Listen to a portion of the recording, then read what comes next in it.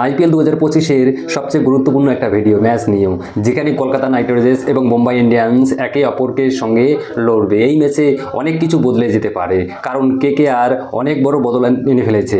কারণ অধিনায়ক আজিঙ্কা রাহানে মুম্বাই ইন্ডিয়ান্সের বিরুদ্ধে ম্যাচ শুধুমাত্র জিততে চায়, তার কারণ মুম্বাই ইন্ডিয়ান্স দুটো ম্যাচে হারছে। তাই তিনি বাজে পারফরমেন্স করা স্পেশাল জংসাং সহ অনেক প্লেয়ারকে বাইরে রাস্তা দেখিয়েছেন। তার সাথে দলে সুযোগ দিয়েছেন কিছু নতুন প্লেয়ারকে, যারা মুম্বাইয়ের বিরুদ্ধে বিধ্বংসী ব্যাটিং এবং বোলিং করবেন। চলুন এবার দেখে নিই যে কেকেআর প্লেইং 11 এসেও সেই নতুন চমক এবং মুম্বাই ইন্ডিয়ান্সের বিরুদ্ধে কেকেআর প্লেইং 11 কেমন হতে চলেছে। তবে তার আগে তুমি যদি একজন কেকেআর ডায়ার ফ্যান হয়ে থাকো, ভাই ভিডিওতে একটা লাইক করে দিয়ে চ্যানেলটাকে সাবস্ক্রাইব করে দেবেন। তো চলো শুরু করা যাক আমরা। তো কেকেআর সমস্ত আপডেট পেতে আমাদের জন্য চ্যানেলটাকে সাবস্ক্রাইব করে প্রথমেই চলে এসেছে যে একটু কথা বলি যে কলকাতা নাইট রাইডার্সের কিছু ভালো পারফরমেন্স নিয়ে। কেকেআর গত ম্যাচেই রাজস্থান রয়্যালসকে 8 উইকেটে হারিয়ে বড় ব্যবধানে হারিয়েছে। সেই জয়ের পর কেকেআর নিজেদের আলাদাভাবে ফিরে পেয়েছে। তবে মুম্বাই ইন্ডিয়ান্সের বিরুদ্ধে জয়টা কিন্তু এতটা সহজ হবে না, তাই কেকেআর প্লেইং 11-এ কিছু পরিবর্তন করেছে। আজকে আমাদের সামনে এসেছে বড় পরিবর্তন। কেকেআরের অধিনায়ক আজিঙ্কা রাহানে তার প্লেইং 11-এ এমন কিছু প্লেয়ারদেরকে অন্তর্ভুক্ত করতে চলেছেন যারা মুম্বাইয়ের বিরুদ্ধে একদম তাণ্ডব চালাতে প্রস্তুত।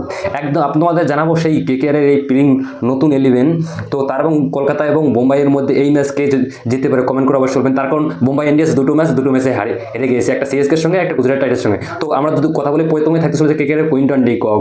তো রাজস্থানের বিরুদ্ধে তার দুর্দান্ত ব্যাটিং দেখে সবাই চমকে গিয়েছিল। 61 বলে 97 রানে একটা অসাধারণ ইনিংস খেলেছেন কুইন্টন ডি কক এবং মুম্বাইয়ের বিরুদ্ধে আরও বিধ্বংসী হতে পারে। তার ব্যাটিং স্টাইল মানে সবসময় আক্রমণাত্মক। তার লক্ষ্য থাকবে প্রথম থেকেই বলারদের উপর চাপ সৃষ্টি করা।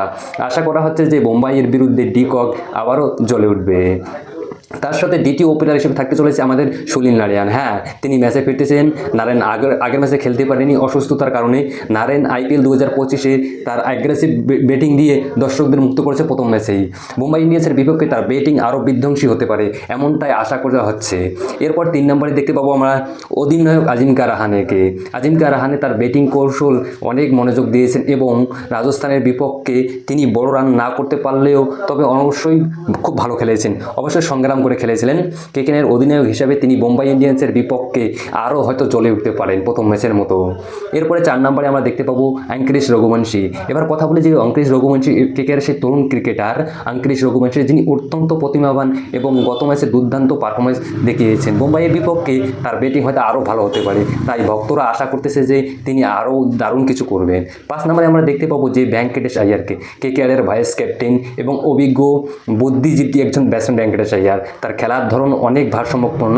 মুম্বাইয়ের বিপক্ষে তিনি সবসময় এনি টাইম জ্বলে ওঠেন। যখনই মুম্বাইয়ে খেলেছেন তখনই তিনি ভালো পারফরমেন্স দেখিয়েছেন, তাই মুম্বাইয়ের বিরুদ্ধে তাকে বলার কিছু নেই। তার দারুণ পারফরমেন্স আমরা আশা করতেছি এই ম্যাচে। এরপরে আমরা দেখতে পাবো রিঙ্কু সিংকে। এবারের আইপিএলে তিনি তেমনভাবে জলে না উঠতে পারলেও তবে আশা করা হচ্ছে মুম্বাইয়ের বিপক্ষে তিনি খুব ভালো পারফরমেন্স করবে এবং কেকেআরকে ম্যাচ জিততে সাহায্য করবেন।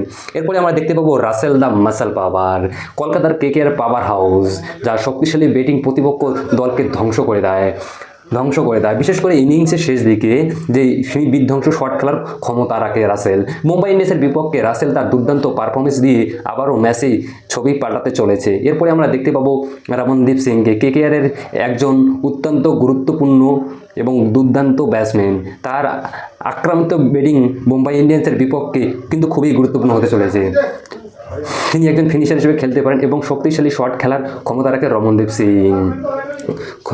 এরপরে চলে এসে আমাদের হর্ষিত রানা, কেকেআরের একজন অধিনায়ক ফাস্ট বোলার। তিনি একজন আইপিএল 2025-এ অনেক ভালো পারফরমেন্স করতে চলেছে।